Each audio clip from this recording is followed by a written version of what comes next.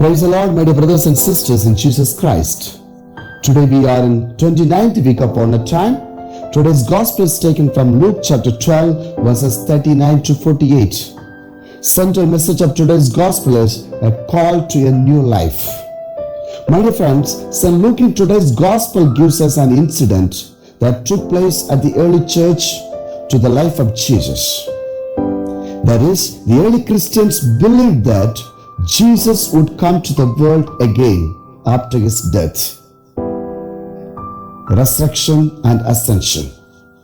This faith led them to lead a good life and a new life. So in other words, they prepared themselves spiritually for the second coming of Jesus. But as years passed, the second coming of Jesus was getting delayed. And during this time, some of the elders of the leaders of the Christians led an unholy life and started torturing the Christians too. So based on this background, St. Luke writes today's gospel passage. He invites every one of us to lead a good life, thinking that his second coming can take place at any time. If we think God looks at every one of us and meets every one of us through different persons, then we will never be able to sin. Let us ask a question to ourselves. Do we lead a life that bear fruits? There was a famous atheist living in Russia, and many tried their best to bring him to believe in God. But everything was in vain. Once he traveled in India, visited most of the places in India, and returned to Russia after some time.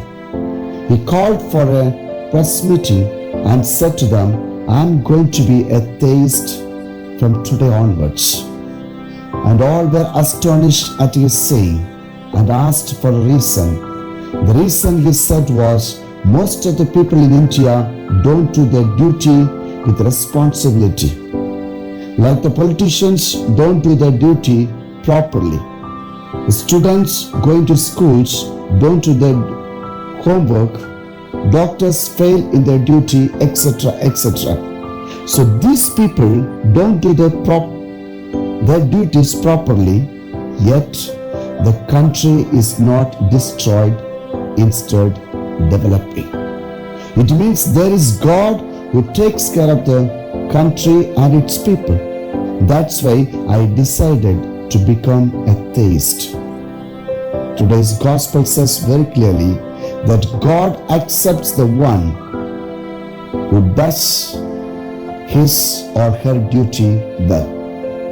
Let us thank the Lord for his wonderful teaching. Let us ask for the grace that we may do our duty and thus we may lead a life that pleases God.